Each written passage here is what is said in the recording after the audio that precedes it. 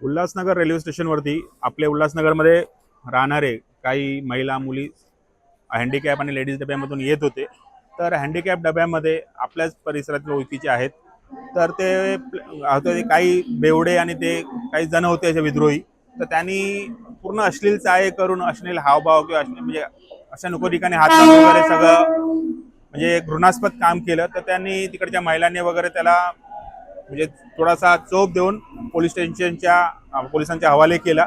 पण हे आमचं खूप निंदनीय गोष्ट आहे की हँडिकॅपमध्ये लेडीज डब्यामध्ये खरंच आरपीएफचा जवान असणं गरजेचं आहे, कारण त्यात महिला पण येतात आणि अपंग असतो. कारण की चर्सी गंजडींचा खूप वावर सगळीकडे वारलाय.